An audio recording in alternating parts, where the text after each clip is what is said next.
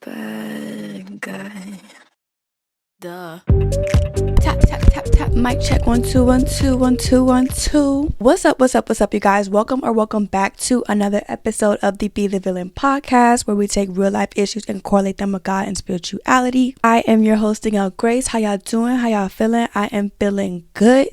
I can't lie, y'all. I'm actually surprised that I'm sitting here filming this episode for you guys, because if I'm being honest, I didn't feel like it. And I was just going to say, I'm just going to take a week off, because I haven't had a week off in a minute, and I think it's good to give myself a break.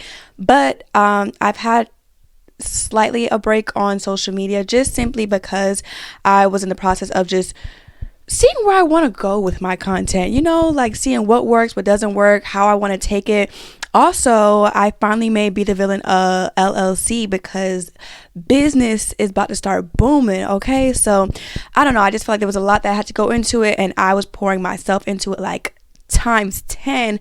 So I was like, you know what, let me just take a step back from social media. Then I felt myself wanted to do a step back from the podcast, but I was like, I have a message that I want to get across, and sometimes you just have to do things that you don't want to do. And I'm glad that I'm sitting here filming, because it wasn't nothing to put this little button in my head and beat my, how disrespectful of my phone, and beat my little face or whatever. But it was hard to get myself to do the task, but actually doing it is not that hard, you guys. So yeah, now don't get me wrong, if you need a break, definitely take it. Mental breaks are definitely necessary to keep going, and I definitely do encourage you guys to take breaks when needed. That's just that, clear the error. Don't get me wrong, if you need a break, girl, take a break, okay? Yeah, I'm actually filming this on a Wednesday, so whether or not you guys will get this today, that's a bit questionable, but will you get it? Yes, you'll most likely get it tomorrow. Today is the 7th. You'll get it on the 8th, okay? Mark my words. If you don't, if this isn't posted on the 8th, just mind your business. just mind your business. I swear, just mind your business. But yeah, besides that, let's just go ahead and hop right into it. Today's episode, we are talking about acquiring emotional maturity. Now, emotional maturity, it's not just something that happens overnight. Nothing really happens overnight. And if it happens overnight, it's a bit questionable on whether or not it's sustainable, so I'm more so going to be focusing on the communication portion of emotional maturity, because there is levels to acquiring emotional maturity. Okay, there's levels to this shit, but the communication portion is really just one of the biggest, if not the main objective, the main task, the main trait of being and acquiring emotional maturity. So as a child, we were such little people with very, very big emotions. And as we grew older, we were taught to use our words in order to express our thoughts and feelings. And it's during the early stages of communication where we learn to use our voice to communicate in an effective and respectful way. However, what happens as we get older and our attempts at effective communication just don't get the reciprocated effect that you would give to somebody else? We all know that kids are very much blunt and tell it how it is. There's no question to that, okay? And the internal filter, saying things how it needs to be said in a nice way, not trying to be so disrespectful with it, it comes as we learn to implement the respect portion into our dialogue. And when I mean respect, I'm not talking about please and thank you. Like, of course that's respectful, but that's also manners. I'm not talking about manners. If my man teach you manners, I don't know what to tell you. I'm talking about more so just learning how to communicate what you feel, how you feel, in a respectful way, with no ill intent behind it. I would personally say that there are two types of adolescents in this world. There's kids that, they speak up and they ask questions when they observe that things just aren't right. And then of course there's number two, people that, or kids that, they don't speak up or voice their opinions or voice their thoughts, their feelings when they peep that something just isn't right. In today's episode, we're more so going to be focusing on, the evolution of the number ones, the people that did speak up, because me personally, I was never a number two type of girl. That's just that wasn't my tea. I was very much going to say how I felt and say what it was when I seen it. And though I've witnessed the evolution of number twos, I will be pleading the fifth on how I feel about these number twos, because that's a whole nother topic for a whole nother day, and we're just not about to get into that. So I've been watching a little videos, doing my little research and stuff, and people like to call the number ones truth tellers. So as these truth tellers grow up, they learn to really just suppress their feelings and suppress their thoughts. And it's not because they necessarily want to, but it's because that they were pretty much forced to. This typically happens because when they voice their observations, their thoughts, and their feelings, most of the time, depending on who we're talking about here, when they express that, when they express themselves to those people, they found it as problematic, disrespectful, irrelevant, or just found these truth tellers to be sensitive. And of course, there's a way to say things. I think we all know that. But when the truth tellers are constantly getting disrespected and overlooked, they tend to just avoid verbal communication when something is off. And like I mentioned, as when they were kids, they were never really that way. I mean, maybe sometimes they didn't think it was that deep to express themselves, but for the most part, these kids were the ones to speak their minds, tell it how it is, ask questions,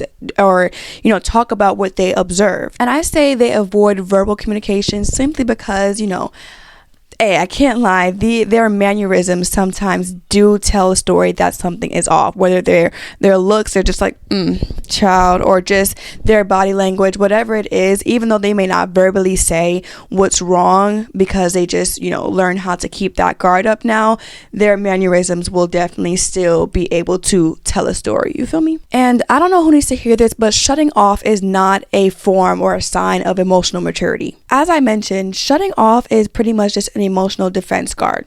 That's just that on that. And it's usually developed as a result from past responses that you've received from other people. So there is a difference between remaining silent for your protection of your peace and your sanity. If you don't know, go ahead and listen to it wasn't my last episode, probably like 2 to 3 episodes ago. It's called The Power of Silence. So there's a difference between remaining silent for that and remaining silent due to your own insecurity of rejection or possible invalidation of your feelings. So I came across this Pinterest post, and let me read it to you guys. It's by Dr. Nicole LaPera. I'm so sorry if I'm butchering this girl's name, but it says emotional maturity has nothing to do with age. It's the ability to self-regulate, self-reflect, and hold space for other people's emotions. A key trait of emotional immaturity is a desire to blame, deflect, or project issues onto other people. We can't quote unquote get through to someone not willing to self-reflect or have someone see something they're not willing to see. Emotionally immature people grip tightly to their own perspective in very rigid ways, and you have to allow them. I don't care who feels otherwise, but being able to express yourself is such a W trait to have. And just because we've dealt with or are dealing with emotionally immature people doesn't mean that everybody that we come across are emotionally immature. Believe it or not, there are emotionally mature and stable people in this world. And that's what I'm trying to express to you guys, because that's the vibe that we're on in 2024. All 2024 and beyond, we are very much developing and acquiring emotional maturity. And going back to the whole shutting off conversation, not only is it not fair to those people who are actually willing to, see your point of view and understand your point of view, it's also unfair to yourself. Deep down, that inner you, aka your inner child, is longing to be heard and understood. And because you're hurt, you're pretty much suppressing your true self. And let me just say this, trying to have effective communication with somebody who's emotionally unavailable will always be ineffective.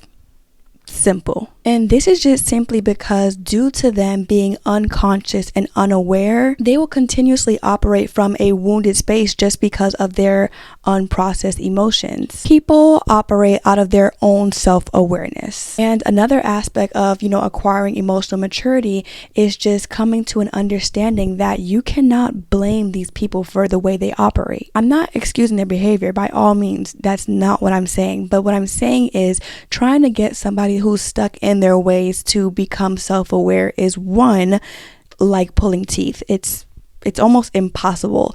And two, it's not your job.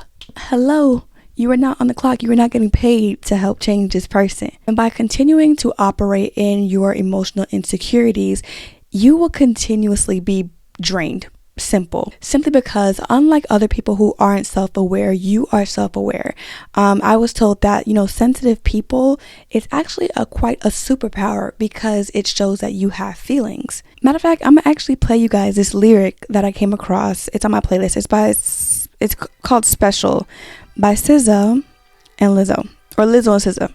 Woke up this morning to somebody judging me. No surprise they judging me. Don't know who I'm supposed to be. I'm just acting up. I'm precious, fucking never saying sorry. Found out in the end that I can only do it for me. You call it sensitive and I call it superpower. You just like empathy cause you think it gives you power. All I know is only God can judge me.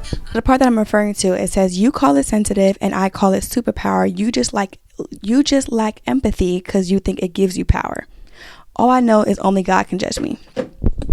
Simple. So being sensitive and, quote unquote being sensitive is actually a superpower. Don't ever think otherwise. So by operating in your emotional insecurities, you're just always going to be drained simply because you actually do have feelings. And unlike people that aren't self-aware, you are self-aware of those feelings. As I mentioned, there are two types of people in this world. And being that you've always been a truth teller, it's hard for you to operate in your false awareness because that's never been you and that's not you to this day. And you'll realize if you haven't already, in these moments where you aren't operating in your true awareness, you are just unhappy. Remember, your inner child is longing to be heard, is longing to be understood. So when you try to suppress that and act like it's okay, you are genuinely not okay. And one of the keys to acquiring emotional maturity, it comes when we become okay with not needing emotionally immature people to understand our perspective, simply because they never will. So when you feel yourself longing for somebody to accept your point of view, you have to ask yourself, is this person even emotionally mature enough to grasp other perspectives other than their own? If not, then it's completely pointless to care and to long for them to understand you because that's not your audience. That's not your target audience. That's not somebody that you should even try to be getting some type of validation from. You shouldn't be trying to get validation from anybody, but if you just want somebody to understand your point of view, you don't have to force somebody to understand your point of view. Because even if you guys can't agree on each other's point of view, you should also be able to understand it and see where they're coming from. But if they can't, then that just shows that they are emotionally immature. Emotional maturity also comes when we are willing to allow ourselves to dive deep, to heal our inner emotions. Not only heal our inner emotions, but allow ourselves to express our feelings, especially, as I mentioned, to other emotionally mature people. And that honestly just comes with a lot of throat chakra clearing, a lot of praying, a lot of meditating, and just a lot of journaling, to be honest. So that is all I have for today's episode, you guys. Thank you so much for tuning in to yet another episode of Be the Villain. To all of my returning villains, thank you so much for tuning in to yet another episode of BTV. This is your first episode ever and you made it all the way to the very end. I'm assuming that you're interested in your personal growth, but hey, that's just me assuming. I definitely do encourage you guys to check out my previous and upcoming episodes because they could be valuable to you. And one of the biggest ways you guys can support me is by downloading, subscribing, commenting, just interacting with any episode, to be honest, just to show that you guys are liking it, just giving that engagement so I can engage back with you guys. And yeah, until next time, stay true, stay blessed, and be the villain. Bye.